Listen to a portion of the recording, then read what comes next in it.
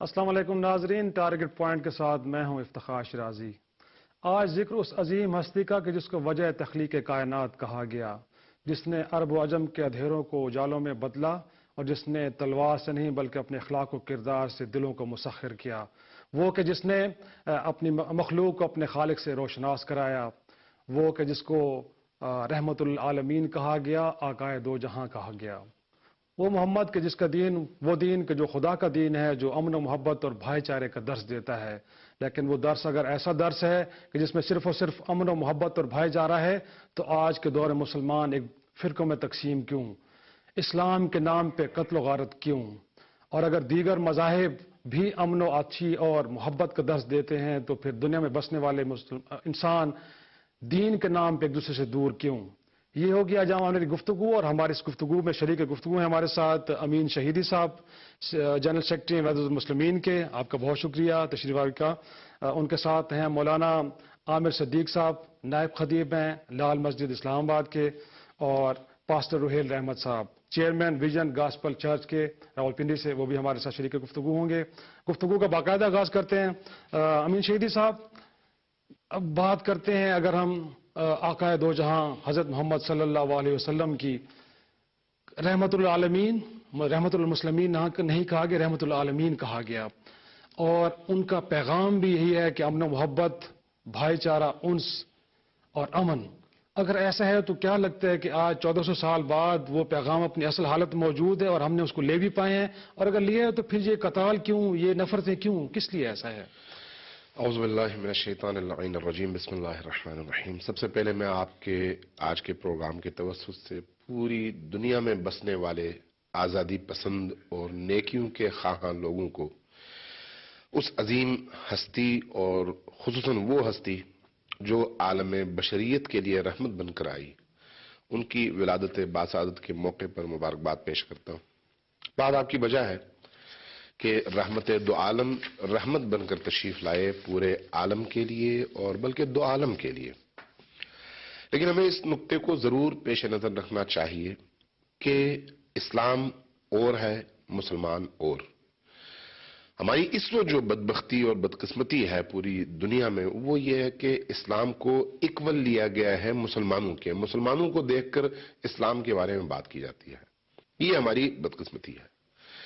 اسلام وہ دین ہے جو فطرت انسانی کے بالکل مطابق ہے، وہ دین ہے جو اسلام کے انسان کی روح کی ترجمانی کرتا ہے، وہ دین ہے جو انسان کی تمام ضروریات کو، چاہے وہ اس کی فکری ہوں یا معنوی ضروریات ہوں، باطنی ہوں یا ظاہری ہوں، مادی ہوں یا غیر مادی ہوں، ان تمام ضروریات کو دین تکمیل تک پہنچاتا ہے اور مہیا کرتا ہے۔ دین انسان کو وہ اسلوب اور وہ رستہ بتاتا ہے جو کامیابی کا ہے، سعادت کا ہے، اور ارتقاء انسانی کی آخری منزل تک پہنچنے کا ہے۔ یعنی دوسرے لفظوں میں، انسان جس کو ہم کہتے ہیں، وہ انسان یعنی انسان کامل، وہ انسان جو بے عیب ہو۔ بے عیب اگرچہ اللہ کی ذات ہے، لیکن اللہ نے اپنی مخلوقات میں کچھ ہستیوں کو ماڈل اور نمونے کے طور پر پیش کر دیا کہ یہ بھی بے عیب ہے، دیکھ لو، ان میں کوئی عیب نہیں ہے، کوئی خطا نہیں ہے، کوئی غلطی نہیں ہے، جن میں محمد عربی صلی اللہ علیہ وآلہ وسلم معراج انسانیت پر فائز ہیں۔ ان کو سمبل اور نمونے کے طور پر رکھ کے کہا کہ اب آپ نے ان کی طرح سے بننا ہے، لکم فی رسول اللہ اسوۃ حسنۃ، بہترین نمونہ آپ کے لیے رسول کریم کی ذات ہے۔ اب جب ہم اسلام کو اس اعتبار سے دیکھتے ہیں، دین کو اس اعتبار سے دیکھتے ہیں کہ ایک ہستی ہے جس کو نمونے کے طور پر سامنے رکھا گیا ہے اور قرآن اترا ہے کہ ان کو فالو کرو، اب بات آتی ہے لوگوں کی، فالوورز کی، کہ آیا فالوورز اس ہستی کی مکمل طور پر تقلید، پیروی اور ان کے رستے پر گامزن ہے یا نہیں ہے۔ اگر ہے تو وہ مکمل مسلمان ہے، اگر نہیں ہے تو جس حد تک اس ہستی کو ہم فالو کرتے ہیں اس حد تک مسلمان ہیں، اور جس حد تک اس ہستی کی روش سے، سیرت سے، سنت سے ہم اختلاف کرتے ہیں اور اپنا رستہ الگ کرتے ہیں، اس حد تک ہم ان کے دین سے دور ہیں۔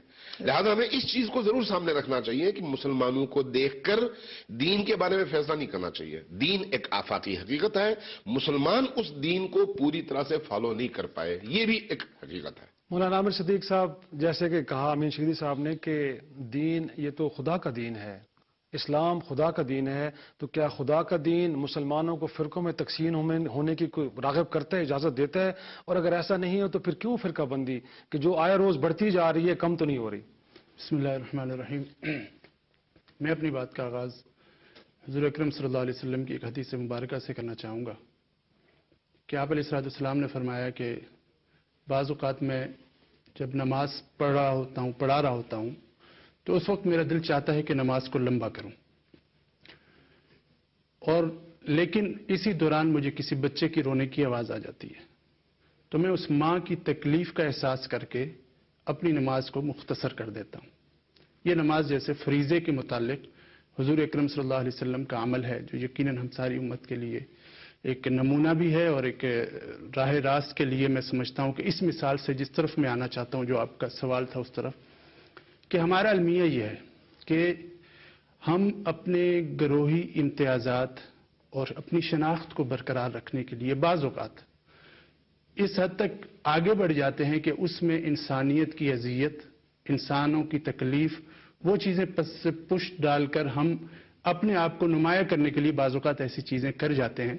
تو اصل میں دین میں تو وہ جس طرح آپ نے بھی فرمایا، دین تو بالکل کامل ہے، جامع دین ہے، جس میں کوئی وہ اختلاف کی بات نہیں ہے، اور فرقے بھی، اختلاف رائے بھی کوئی مذموم چیز نہیں ہے کہ سرے سے ہم اس کو کہیں کہ اختلاف، بلکہ اللہ کے رسول نے فرمایا تھا کہ میری امت کا اختلاف رحمت ہے۔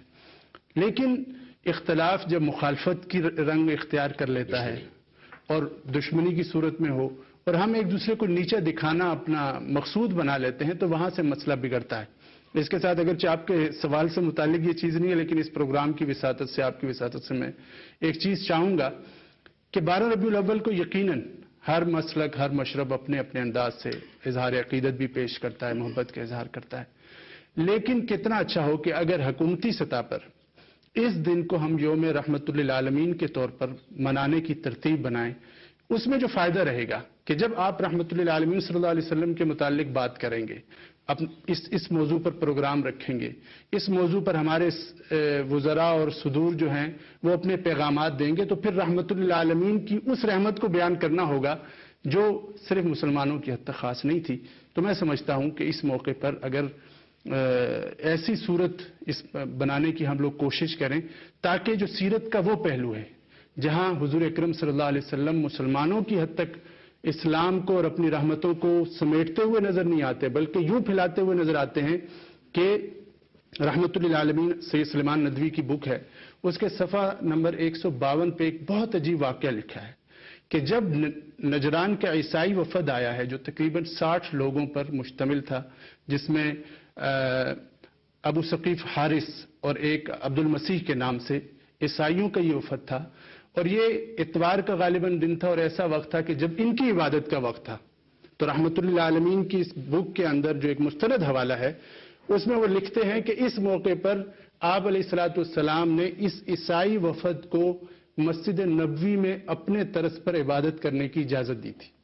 تو یہ میں سمجھتا ہوں کہ رحمت للعالمین صلی اللہ علیہ وسلم یہی جو مولانا صاحب نے کہا، اور پھر دین میں جبر بھی نہیں ہے، اور رسول پاک صلی اللہ علیہ وسلم تو اپنے عمل سے ثابت کیا۔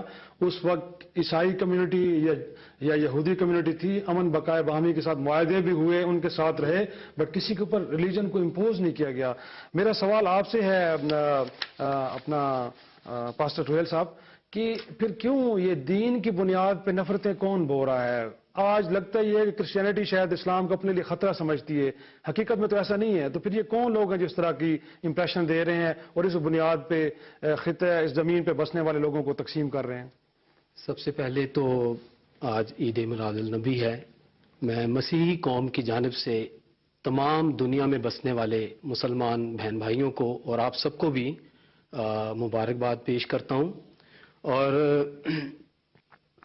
فرقہ وارانہ یہ ساری چیزیں بڑی عجیب سی لگتی ہیں، ایسا ہونا تو نہیں چاہیے، کیونکہ دنیا کا کوئی مذہب ایسا نہیں ہے جو ہمیں اس طرف دھکیلے یا اس طرح کی تعلیمات جو ہے وہ دے۔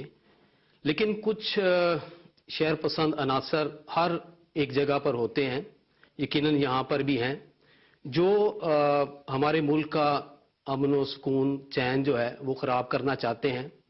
لیکن دشمن ہی ہوتا ہے، اگر ہم اس کا ڈٹ کر مقابلہ کریں تو دشمن کو بھاگنے میں کوئی دیر نہیں لگتی.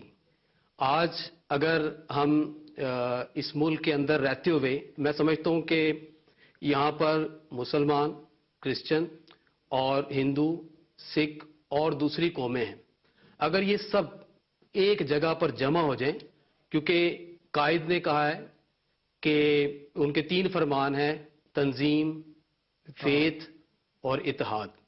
اگر یہ دیکھیں تو تینوں چیزوں میں سے کوئی چیز مس ضرور ہے جس کی وجہ سے ہمارے ملک کے اندر امن قائم نہیں ہو رہا. اتحاد اسی صورت میں ہو سکتا ہے جب ہم تمام مذاہب کے لوگ مل کر ایک جگہ پر اکٹھے ہو جائیں، پھر دنیا کی کوئی طاقت بھی ہمارے سامنے کھڑا نہیں رہ سکتی. جس طرح یہ ہاتھ ہے، اس کی انگلیاں جو ہیں الگ الگ ہیں تو یہ ایک ہاتھ ہے، لیکن اگر یہ اکٹھی ہو جائیں تو ایک مکہ بن جاتا ہے. یہ ایک طاقت کی علامت ہے، اور اگر ہم اکٹھے ہو جائیں، ہماری یہ دعا ہے کہ ساری قومیں، کیونکہ قائد نے جب اس ملک کو بنایا تو انہوں نے کہا کہ کسی کو کسی پر برتری حاصل نہیں ہے، یہاں پر نہ کوئی رنگ نہ نسل، بلکہ ہم سب ایز اے قوم پاکستانی ہیں. اگر ہم پاکستانی بن کر سوچیں تو پھر ہم اپنے ملک کے اندر رہتے ہوئے اپنا اپنا کردار ادا کرتے ہوئے اس ملک کو جو ہے امن کا گہوارہ بنا سکتے ہیں. اگر عمومی سوچ یہی ہے کہ امن و محبت کے ساتھ دیگر مذاہب، تمام مذاہب کے لوگ رہ سکتے ہیں، تو پھر سوال یہ ہے کہ نفرتیں کون بو رہا ہے اور ایک دوسرے سے دور کون کر رہا ہے؟ کیا ممبر جو ہے مذاہب کے وہ علماء حق کے ہاتھ میں ہیں یا علماء سوء کے ہاتھ میں ہیں؟ اس سوال کا بھی ہم جواب ڈھونڈنے کی کوشش کریں گے، لیکن اس سے پہلے ایک چھوٹی سی بریک. الانبیاء کی مدح سراہی قرآن کی آیات کی صورت میں خود خداوند نے بزرگ و برتر نے کی. کبھی سرکار کی زلفوں کو واللیل کہا گیا تو کبھی عارض کو والفجر. باتیں کہ طوبا کی چٹکتی ہوئی کلیاں ٹھہریں تو خطبے ساون کے امٹتے ہوئے دریا. کردار کو بنو ہاشم کی انا کہا گیا تو اورنگ سلیماں ان کی نالین کا خاکہ بنی. صرف مسلمان ہی نہیں بلکہ کرۂ ارض پر بسنے والے ہر صاحب شعور انسان نے ختمی مرتبت سے اپنی عقیدت کا بے لوث اظہار کیا.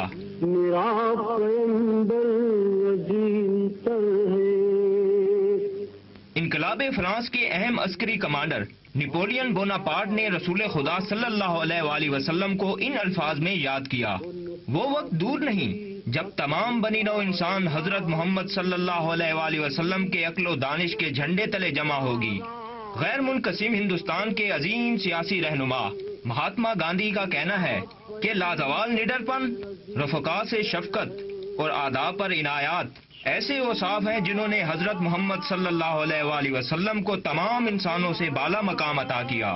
فرانسیسی مصنف اور شاعر الفانسے لے مارٹین کا کہنا ہے کہ دنیا کے عظیم ترین اذہان کی قانون سازی محمد کے ضابطوں کے سامنے سر بسجود ہے. برطانوی تاریخ دان ایڈورڈ گبن رسول خدا کے حوالے سے کہتے ہیں: صحرائے عرب سے پھوٹنے والی پیغمبر اعظم کی آواز اور ان کے علم و حکمت نے دنیا کو اپنے حصار میں لے رکھا ہے.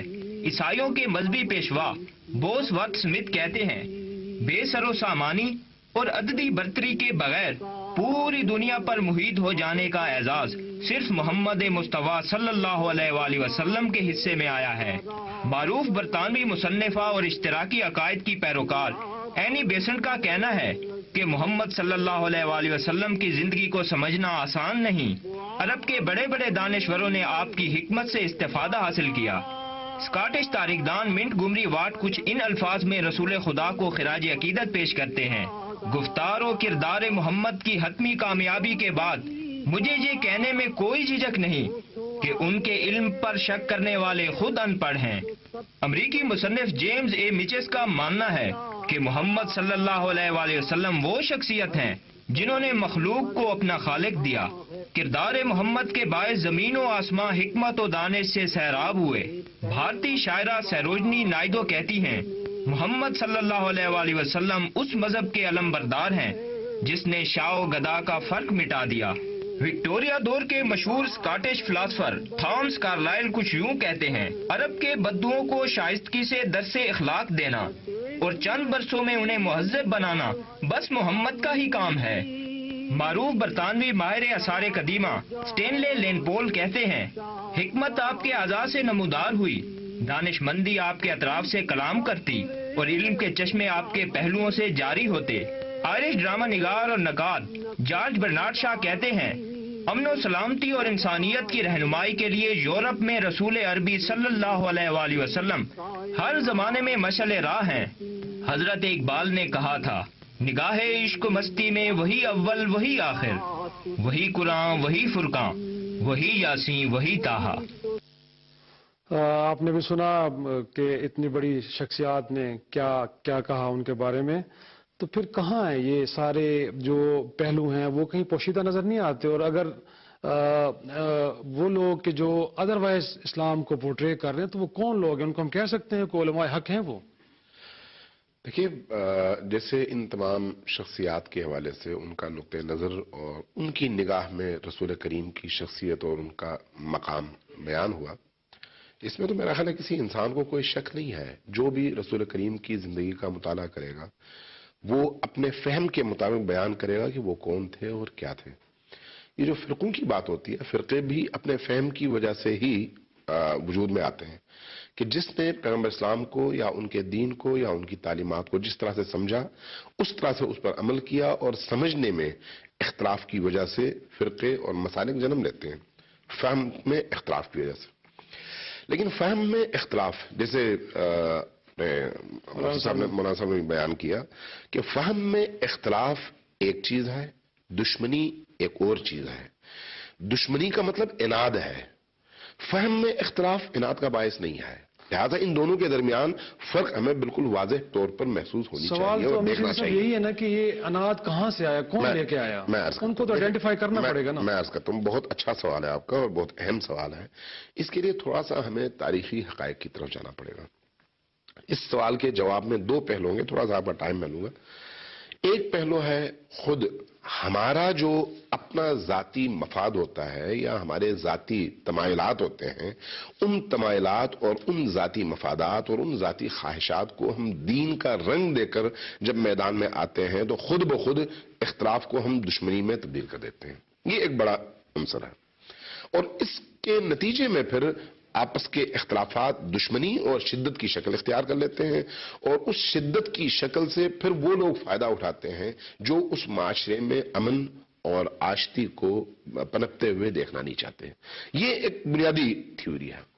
اب اس کے ساتھ دوسری ایک بات، جس طرح سے میں نے کہا ذاتی مفادات، بہرحال ادیان کے درمیان بھی ایک ٹکراؤ اور مقابلے کی فضا تو ہے۔ اس وقت آپ کو پتا ہے صہیونیت کس طرح سے دنیا پر چھا رہی ہے اور کس طرح سے انہوں نے انسانیت کا قتل عام کیا ہے۔ صہیونیت کے ہاتھوں نہ عیسائی محفوظ ہے، نہ ہندو محفوظ ہے، نہ مسلمان محفوظ ہے۔ لیکن اگین کیا ایکچوئل صہیونیت کا یہی مقصد، یہی پیغام لے کے آیا تھا مذہب؟ مطلب پھر وہ بھی کسی ایسے ہاتھوں میں ہے، وہ بھی لابی ہے، ہاتھ ٹھیک نہیں ہے۔ بالکل بالکل بالکل، وہ بھی لابی ہے، وہ بھی ایک کمیونٹی بن گئی ہے، یعنی اللہ کے دین کی جو حقیقی روح تھی وہ اس کے اندر سے چھن گئی ہے، ورنہ حضرت موسیٰ کی سیرت اور حضرت موسیٰ کی تعلیمات یہ تو نہیں تھیں، حضرت عیسیٰ کی تعلیمات یہ تو نہیں تھیں، یا نبی کریم صلی اللہ علیہ وآلہ وسلم کی تعلیمات یہ تو نہیں تھی۔ میں نے پہلے عرض کیا کہ نبی کریم اور ہیں، مسلمان اور ہیں، مسلمانوں میں جو ان کی پیروی کرے گا وہ ان کا پیرو کہلائے گا اور حقیقی مسلمان کہلائے گا۔ اپنے عمل کے اعتبار سے جو جتنا مشابہ ہوگا وہ اتنا زیادہ مسلمان کہلائے گا، اور یہی تھیوری، یہی کلی قاعدہ عیسائیوں کے حوالے سے بھی ہے اور یہودیت کے حوالے سے بھی ہے۔ لیکن ایک چیز جس کی طرف آپ کی توجہ چاہوں گا اور آپ کے سامعین کی، وہ یہ ہے کہ گزشتہ اس عرصے میں آپ اس وقت جائیے نیٹ پہ سرچ کیجئے، آپ کو محسوس ہوگا کہ پوری دنیا میں نیٹ کے اوپر جتنا